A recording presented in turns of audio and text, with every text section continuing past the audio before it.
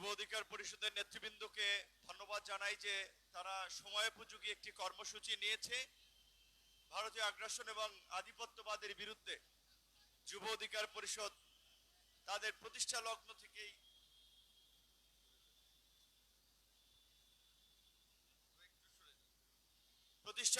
থেকেই সোচ্চার ছিল।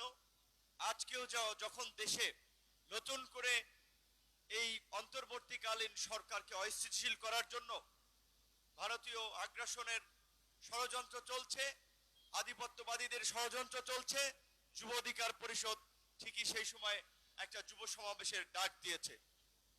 গণ অধিকার পরিষদের নেতৃবৃন্দ বক্তব্য রেখেছেন, অন্যান্য নেতৃবৃন্দ যুব সংগঠনের বক্তব্য রেখেছেন, সাংবাদিক ভাই বোনেরা আছেন। নামাজ শুরু হয়ে যাবে, এই জন্য খুব সংক্ষিপ্তভাবেই বলতে হচ্ছে। আজকে বাংলাদেশের যে সংকট তৈরি হয়েছে, বিশেষ করে শেখ হাসিনার পতন পরবর্তী ভারতের সাথে যে বাংলাদেশের সংকট, আমরা মনে করি যে সেই সংকটের জন্য দায়ী ভারত।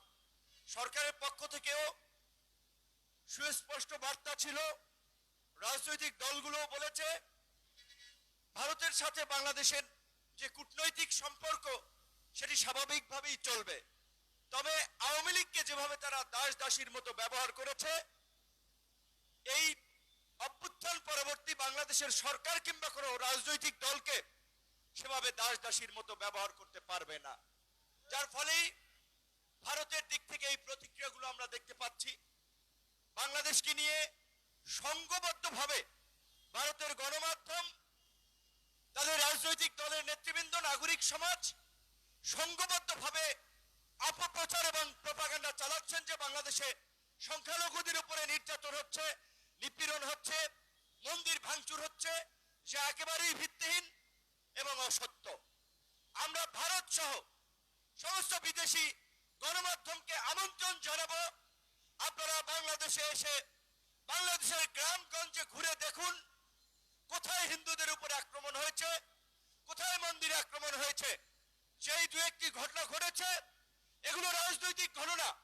আওয়ামী লীগের আমলে হিন্দু হয়েও যারা মুসলমান কিংবা হিন্দুদের উপরে নির্যাতন নিপীড়ন চালিয়েছে, জনরোষে জনক্ষোভে আজকে তাদের নামে মামলা হচ্ছে, কোথাও বিচ্ছিন্ন হামলা মামলার ঘটনা ঘটছে। এটি কোনো সামগ্রিক ঘটনা না। কাজে আমরা ভারতের মিডিয়া সহ আন্তর্জাতিক গণমাধ্যমকে বলবো বিষয়টি সঠিকভাবে আপনারা তুলে ধরবেন। ভারতের বিক্রম মিশ্রি পররাষ্ট্র সচিব এখানে এসেছে, দেখেছেন ওই যে বলে ঠেলার নাম বাবাজি। আগে যারা আসতো পায়ের উপরে পা তুলে কথা বলতো, এখন দেখেছেন তো বাংলাদেশের পররাষ্ট্র সচিবের সাথে কথা বলে বিনয়ের সাথে মার্জিত ভাবে। কাজে আপনি যদি মাথা উঁচু করে দাঁড়ান, আপনার প্রতিপক্ষ সেভাবেই আপনাকে সম্মান করবে। এই পরিবর্তিত বাংলাদেশে আজকে সমস্ত রাজনৈতিক দলগুলো দাবি জানিয়েছে, গত 16 বছরে শেখ হাসিনার আমলে ভারতের সাথে যে সকল অন্যায্য এবং দেশ বিরোধী চুক্তি হয়েছে, সমস্ত চুক্তি জনসম্মুখে প্রকাশ করা। একই সাথে বাংলাদেশের মানুষের যে আকাঙ্ক্ষা সেটি ভারতকে জানিয়ে দেওয়া। ভারত যদি আমাদের সাথে সুসম্পর্ক রাখতে চায়, বন্ধুত্ব করতে চায়, সেই সম্পর্ক হবে দু দেশের মানুষের স্বার্থ সংশ্লিষ্ট বিষয়ে।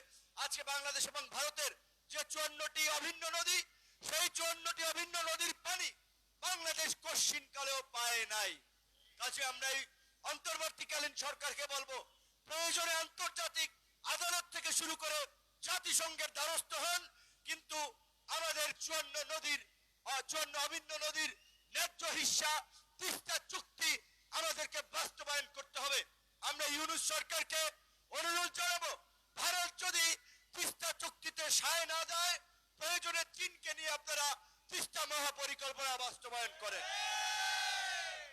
একই সাথে বাংলাদেশের সীমান্তে, বাংলাদেশ ভারতের সীমান্তে যেভাবে প্রতিদিন নিরীহ মানুষকে গুলি করে হত্যা করা হয়, পরিষ্কার ভাবে এই আজকের স্বরাষ্ট্র উপদেষ্টা মহোদয় যখন বিডিআর ডিজি ছিলেন, তাদের নির্দেশনা ছিল আমাদের একজন বাংলাদেশিকে মারলে তাদের দুইজন সোলজার, একজন সাধারণ ইন্ডিয়ান, 3 জনকে মারতে হবে।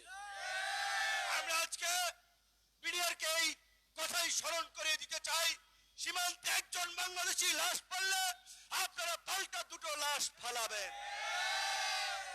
আমরা শান্তিপূর্ণ জাতি, আমরা শান্তিপ্রিয় মানুষ, আমরা অশান্তি যুদ্ধ বিগ্রহ চাই না।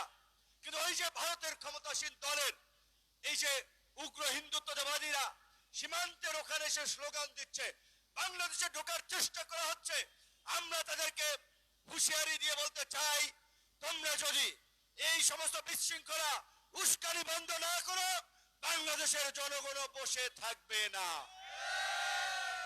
সরকার প্রশ্নে দুটো কথা বলে শেষ করতে চাই। অনেক আশা আকাঙ্ক্ষা নিয়ে এই সরকারের দিকে সমগ্র জাতি তাকিয়ে আছে, কিন্তু দুঃখজনক, দুর্ভাগ্য, সরকার জনগণের আশা আকাঙ্ক্ষা মনের ভাষা বুঝতে পারছে না। জুলাই বিপ্লবে ফ্যাসিস্ট হাসিনার পতনে বাম ডান সমস্ত রাজনৈতিক দল, নাগরিক সমাজ, শিল্পী, সাহিত্যিক সকলের যে একটা জাতীয় ঐক্য তৈরি হয়েছিল, সকলের প্রত্যাশা ছিল এই বাংলাদেশকে পুনর্গঠন করার জন্য, হাসিনার পতন পরবর্তী নতুন বাংলাদেশ বিনির্মাণ করার জন্য আন্দোলনের অংশীজনদেরকে নিয়ে জাতীয় সরকার গঠন করা হবে, রাষ্ট্র সংস্কার করা হবে। কিন্তু দুঃখজনক, আমরা দেখলাম যাদেরকে আমরা সরকার গঠনের দায়িত্ব দিলাম, তারা তাদের সার্কেলের বন্ধু বান্ধব 4টা লোকজনকে নিয়ে এই সরকার গঠন করলেন, মানুষকে হতাশ করলেন, আন্দোলনকারী নেতৃবৃন্দ, রাজনৈতিক দল সকলকে আঘাত দিলেন, যার ফলে এখন রাজনৈতিক দলগুলো দ্রুত সময়ে নির্বাচন চাচ্ছে। এখন রাজনৈতিক দলগুলো সরকারের কর্মকাণ্ডে সন্দেহ সংশয় প্রকাশ করছে। যেখানে জুলাই বিপ্লবে কিংবা 5ই আগস্টের পরে 8ই আগস্ট পর্যন্ত যে আপনাদের প্রতি সর্বজনীন সর্বদলীয় সমর্থন ছিল, এখন কেন সেটিতে ভাটা পড়ছে? আমাদের একজন উপদেষ্টা বলেছেন, রাজনৈতিক দলগুলো সরকারকে ব্যর্থ প্রমাণ করতে চায়, তারা রাজনৈতিক দলগুলোই সংস্কার করতে চায়। আমরা তো বলেছিলাম যে আগে সংস্কার পরে নির্বাচন, প্রয়োজনে যদি 2 বছর এই সরকারকে থাকতে হয়, 5 বছরও যদি এই সরকারকে থাকতে হয়, এই সরকার থাকবে, সেই সমর্থন আমরা দেব। কিন্তু যারা সরকারে গেছেন তাদের তো আউটলুকটা, দৃষ্টিভঙ্গিটা সার্বজনীন থাকতে হবে। তাদের দৃষ্টিভঙ্গি যদি নির্দিষ্ট কোনো রাজনৈতিক দল সংগঠনের প্রতি হয়, তাহলে তো আপনারা সবার সমর্থন পাবেন না। যে রাজনৈতিক দলগুলো আপনাদেরকে আনকন্ডিশনাল সমর্থন দিয়েছিল, কেন তারা এখন আপনাদের কর্মকাণ্ডে সন্দেহ সংশয় প্রকাশ করছে? সেই কারণ ফাইন্ড আউট করতে হবে। আমি এখনো অস্থির হতে চাই না, এখনো অধৈর্য হতে চাই না, আরো কিছুদিন ধৈর্য ধরতে চাই, আরো কিছুটা সময় দেখতে চাই। অনেক রক্ত ত্যাগের বিনিময়ে 53 বছরে একটিবার এই বাংলাদেশে গণ অভ্যুত্থান আমরা ঘটিয়েছি 2024 সালে। কাজে এই গণ অভ্যুত্থানের সরকারকে দিয়ে আমরা যদি এই ভারতীয় আগ্রাসন ঠেকাতে একটা শক্তিশালী পররাষ্ট্র নীতি গ্রহণ করতে না পারি, রাজনীতিতে সংস্কার না করতে পারি, নির্বাচন কমিশন, বিচার বিভাগ, মানবাধিকার কমিশনের মতো কিছু রাষ্ট্রীয় প্রতিষ্ঠান গড়ে তুলতে না পারি, সেটা আমাদের জন্য দুর্ভাগ্যের হবে। রাজনৈতিক দলগুলো অতীতে যারা ক্ষমতায় ছিল, তারা প্রত্যেকেই ক্ষমতাকে কুক্ষিগত করার জন্য রাষ্ট্রীয় সমস্ত প্রতিষ্ঠানকে দলীয়করণ করেছে, নিজের মতো করে করার চেষ্টা করেছে, যার ফলে আজকে এই চরম সংকট দেশে তৈরি হয়েছে। কাজেই রাষ্ট্র সংস্কারের পাশাপাশি রাজনীতির সংস্কারও জরুরি, রাজনৈতিক দলগুলোর সংস্কারও জরুরি। রাজনৈতিক দলগুলোর মধ্যে যদি গণতান্ত্রিক মূল্যবোধ না থাকে, রাজনৈতিক দলগুলোর অভ্যন্তরে যদি গণতান্ত্রিক চর্চা না থাকে, একজন ব্যক্তি যদি আমৃত্য দলের সভাপতি, চেয়ারম্যান থাকেন, তাহলে তো তার মধ্যে ক্ষমতার লোভ মোহ পেয়ে বসবেই। কাজেই রাজনৈতিক দলগুলোর মধ্যেও গণতান্ত্রিক মূল্যবোধের চর্চাকে প্রসারিত করতে হবে।